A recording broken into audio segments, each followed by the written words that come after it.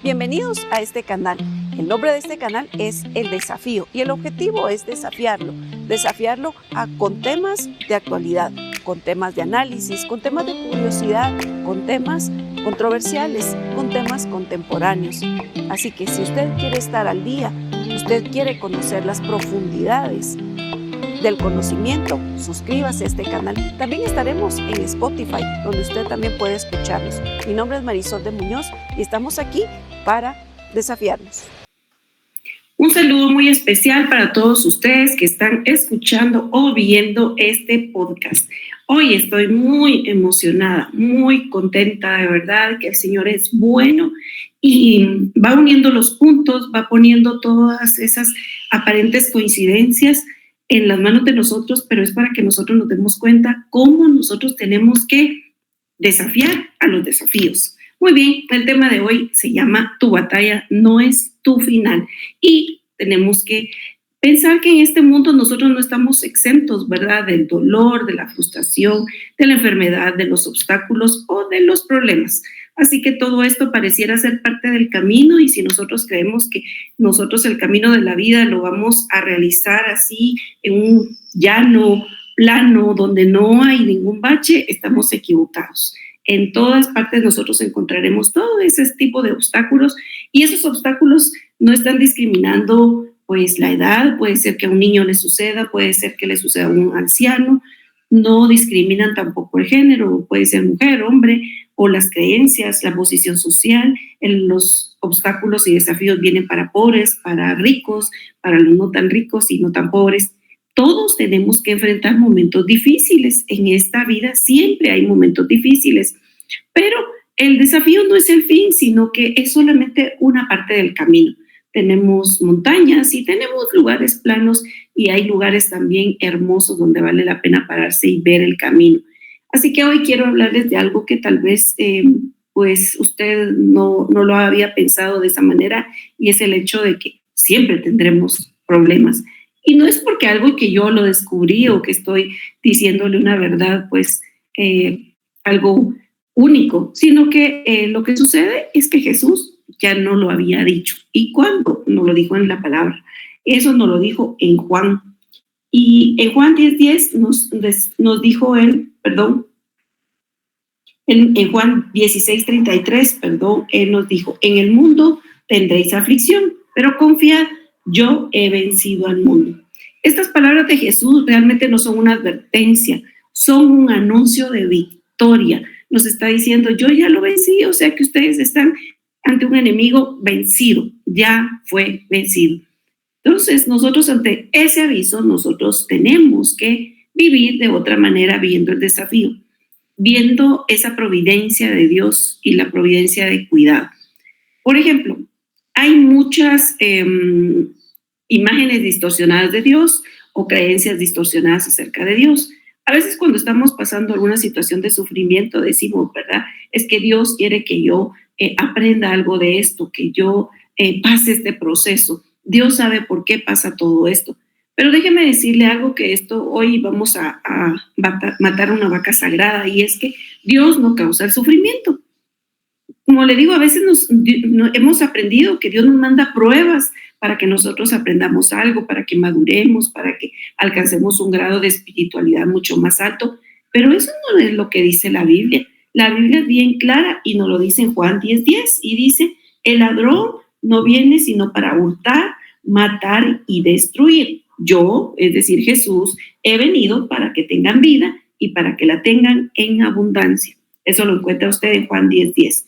Mire, Dios no utiliza el cáncer, ni la pérdida de un ser querido, ni el abandono de un padre, ni esas situaciones difíciles o una enfermedad para enseñarle lecciones. Dios le enseña a través de su palabra, del Espíritu Santo, de su amor, de su presencia.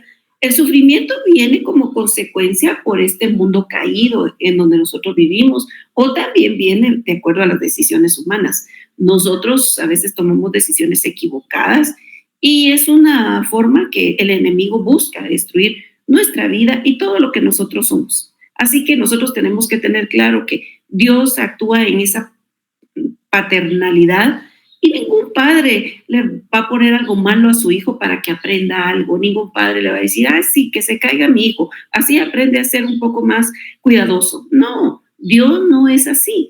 Dios, en esos momentos, algo sí es cierto, es que Dios en esos momentos de enfermedad, de problemas, de situaciones difíciles, Dios nunca nos va a abandonar. Él lo ha prometido, dice, nunca te dejaré y nunca te desampararé.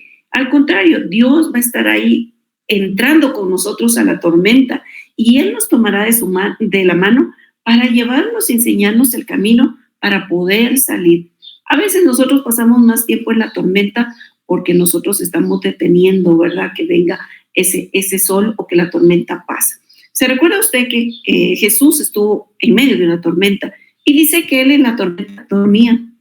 En cambio, todos los que estaban despiertos estaban muy preocupados en la tormenta y lo fueron a despertar y le dijeron, bueno, tú, ¿cómo puedes dormir ante esta situación tan difícil? Y Jesús simplemente se paró y le dijo a la tormenta, calla y enmudece. A veces nosotros tomamos, ¿verdad?, la actitud ante la tormenta de los discípulos, de que nos ponemos así ansiosos, con miedo, inseguros, ¿y ahora qué vamos a hacer? ¿Qué va a pasar? Pero no, Dios siempre va a estar con nosotros. La Biblia nos dice en el Salmo 46:1, nos dice que Dios es nuestro amparo y fortaleza, nuestro pronto auxilio en las tribulaciones. Entonces, Dios siempre va a estar con nosotros. Hay otra parte en la Biblia que dice que aunque pase por las aguas, no me ahogaré, y que aunque pase por el fuego, no me quemaré. Entonces, Dios no necesita enseñarnos de una manera tan cruel. Sus métodos de enseñanza no son así. Sus métodos de enseñanza son basados en el amor, porque Él es amor.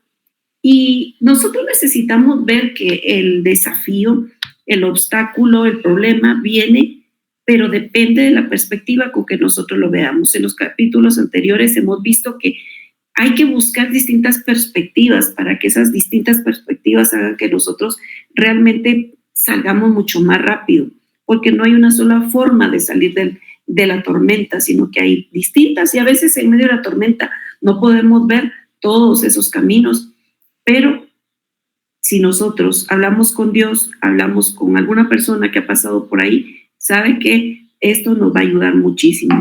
Yo el día de hoy quiero contarle una historia, y es una historia de cómo una persona enfrentó un desafío terrible, un desafío tremendo. Yo hoy me siento así, que el Espíritu Santo me abrió la cabeza y me habló muy, muy fuerte con esta historia que le voy a contar. Yo no sé si usted viene de la misma historia cristiana como yo. Yo vengo de una historia cristiana en donde pues se cantaban muchos himnos en la iglesia, ¿verdad? Había un himnario y se cantaban himnos. Y sabe que esos himnos, cada vez que crezco más, empiezo como a analizar las letras, y hay unas letras preciosas, exquisitas en lo literario, pues no solo en lo literario, sino que realmente llegan al corazón porque tienen verdades. ¿Y por qué? Porque solamente están replicando la palabra. Y pues entre ellos tengo, entre varios himnos favoritos que tengo, uno de ellos tal vez usted lo ha cantado, que se llama Dios sea la gloria. Hay otro, ¿verdad?, que es diferente, que se llama En Jesucristo, mártir de paz. Y saben que siempre, pues cuando era niña a veces yo decía, ay, qué aburrido cantar esto, ¿verdad? Pero ahora que pasa el tiempo yo me estoy dando cuenta y valorando mucho más esos cantos de la niñez y esas letras. La letra de Dios sea la gloria es una letra impresionante.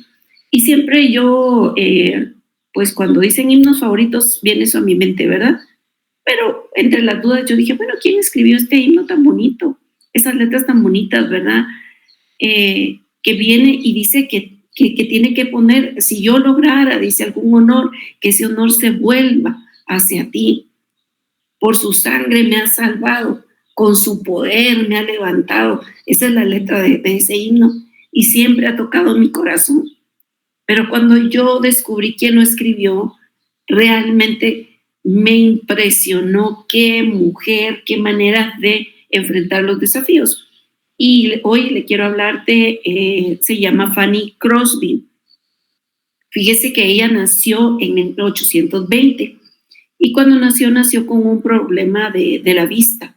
Entonces la llevaron con un doctor y por error médico dice que le pusieron mostaza caliente. Recuérdese que en los años 1800 los métodos de los médicos, de los dentistas y todo eran algo así muy, para nuestro tiempo lo podemos ver algo cavernícola, ¿verdad? Así muy, muy grotescos, pero eran los métodos de ese tiempo. Y entonces a ella en sus ojos le pusieron mostaza caliente y eso lo que hizo fue quemarle la retina y pues no sé qué más daño, no soy experta en visión, pero ella se quedó totalmente ciega. Entonces toda la gente que la conocía, que conocía a su familia, dice que se puso muy triste, ¿verdad? Y había gente devastada de ver que la discapacidad de una niña tan pequeñita iba a marcar la vida de esta mujer, ¿verdad? Entonces la familia, en especial la mamá y la abuela, no lo vieron como una cosa, una pérdida devastadora, sino que lo vieron como un acto de la providencia divina de Dios. Imagínese eso, providencia viéndolo desde el punto de, sepa por favor, providencia, es de la videncia de Dios, viene de vidente, de lo que Dios puede ver antes de. Y entonces su mamá y su abuelita le enseñaron que la providencia priva a las personas de alguna facultad física, pero es para que el entendimiento espiritual pudiera ser despertado a plenitud. La familia de esta mujer conocía a Dios y lo conocía como su fuente de conocimiento, su fuente de provisión, y no que las cosas, las circunstancias físicas fueran como un castigo o como una situación para ponerse triste o para pelearse con Dios, sino que creían ellos que la fuente de su verdadero placer era todo lo que poseían, no material, sino espiritual. Y que no era importante también si había mucho o poco, porque al final todo provenía de Dios. Entonces, pues la abuelita de esta mujer empezó a retarla a que luchara por su educación. Entonces le leían poemas, le leían canciones cristianas, le leían la Biblia, y esta niña a los 10 años se sabía de memoria los 5 primeros libros de la Biblia y se sabía muchísimos textos de la Biblia. Imagínense, a los 10 años. Entonces ella, eran horas incontables, me imagino que pasaban leyéndole, ¿verdad? Pero vamos al hecho también, uno, de ver la actitud de la mamá que le leía y de la abuela, y la actitud de ella que también, ¿verdad? Los niños, usted sabe que leerle a un niño no está fácil, y menos en estos tiempos, ¿verdad? Que un niño pase sentado, escuchando largas horas, pero ella memorizaba capítulos enteros, las porciones de la Biblia, y desde niña ella tenía una memoria, imagínese, increíble. Para aprenderse los 5 primeros libros de la Biblia, realmente tenía una memoria excepcional. Pues ella empezó a orar porque ella quería educarse, pero educarse formalmente, ya no solo en la casa. Y a los 15 años dice que su mamá descubrió que había una escuela de ciegos en Nueva York, y entonces ella empezó a orar, pero no tenía los medios como para llevarla, y de repente pasó un taxi cerca de su casa, pero el taxi se arruinó, y entonces ellas le proporcionaron ayuda, comida, agua al señor, y del taxi, entonces le contaron que querían ir a estudiar, y entonces el señor del taxi le dijo que con mucho gusto se las podía llevar a Nueva York. La llevaron, la inscribieron en la escuela para ciegos de Nueva York, y entonces ella estudió, era una excelente estudiante, pero todo eso le permitió a ella muchas cosas. Y es que en esa escuela de ciegos llegaban muchas personas importantes, y cuando vieron que ella escribía unos poemas increíbles, ella escribió más de 8,000 himnos cristianos y escribía libros enteros. Los editores les daba ya pena decir que todo era de ella. Entonces, había muchos seudónimos que sus textos tenían, sus poemas. Dice que llegó a tener casi los 200 seudónimos de tanto poema que escribía. Entonces ella fue invitada, fíjense, varias veces a cenar en la Casa Blanca. Mire cómo Dios honra a los que le honran. Y es ese desafío, ese obstáculo, en lugar de verlo como una pérdida, realmente fue una ganancia porque fue a cenar varias veces a la Casa Blanca. Aparte de eso, ella, pues imagínense, conoció a más de 20 presidentes de Estados Unidos. Dice que el único que no conoció fue a George Washington. Y entonces ella tenía, pues era una erudita, ¿verdad?, en la habilidad de escribir poesía, versos, y ella fue presentada y fue privilegiada al trabajar con compositores de influencia. Todos veían algo diferente en ella, esa habilidad para escuchar las melodías y rápidamente crear, ¿verdad?, las letras y escribirlas. Entonces, ella tuvo no solo publicistas que escribieran sus himnos, que escribieran sus poemas, en fin, imagínense, 8,000 himnos. Hay otro himno que de ella, entre tantos, ¿verdad? En inglés hay más, o sea, están, y en español hay otro que dice En los tiernos brazos de Jesús, que a mí me gusta mucho también. Y la verdad es que cuando conecté eso, ¿verdad? Conecté la historia que descubrí hoy con esas canciones que yo escuchaba de niña, ¿saben? Que mi corazón se llenó de mucha emoción y yo dije, de verdad que hay que ver el desafío, los problemas desde otras perspectivas. Y sabe que ella, la frase que decía era que ella había visto a Dios, que no necesitaba ojos para ver a Dios. Ella superó las pruebas del tiempo, las pruebas de las inclemencias de los años 1800, de esas pocas facilidades. Ahora hay muchas facilidades para las personas ciegas, pero en ese tiempo tal vez no mucho. Imagínense a cuántas personas bendijo ella al escribir esos 8,000 himnos.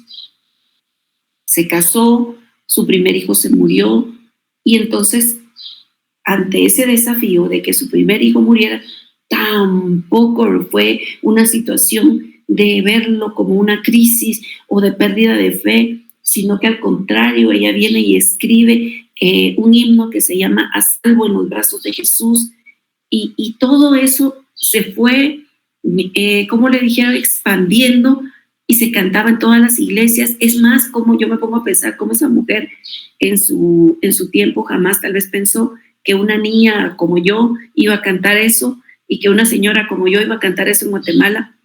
De verdad que las dos cosas, la crisis ni los problemas, no le impidieron a esta mujer realmente la relación con Dios, pero tampoco el otro lado, el éxito y la popularidad que logró alcanzar como escritora, como compositora.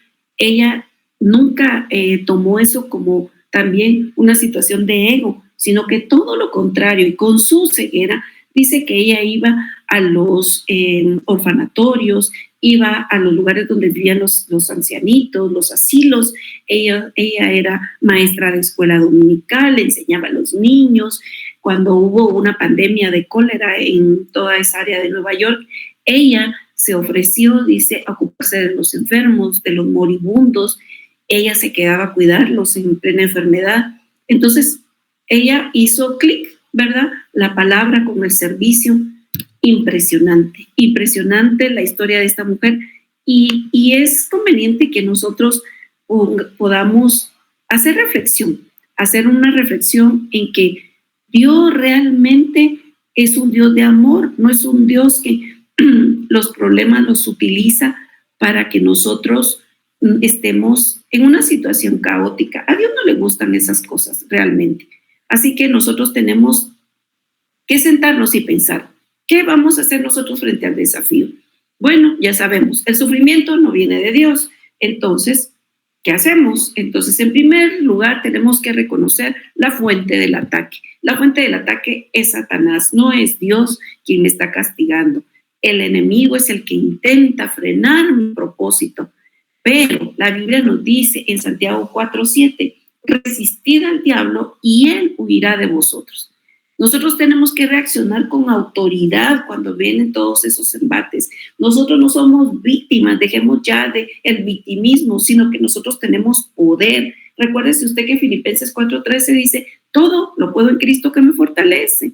Mire, yo le quiero pedir otro gran favor, y es que no se refugie en la queja, ni en la pregunta, ni en el cuestionamiento. ¿Por qué Dios a mí? ¿Por qué no me muero? ¿Por qué Dios no me lleva? ¿Por qué Dios no llegó antes? ¿Por qué Dios se tardó tanto? No, no se esté refugiando en la queja. El problema no es lo que está pasando afuera, sino lo que usted está permitiendo que entre a su corazón. El desánimo es de Satanás, la tristeza, la melancolía, todas esas cosas son de Satanás. No permita. El gozo del Señor es su fuerza. Así que usted, por favor, manténgase gozoso.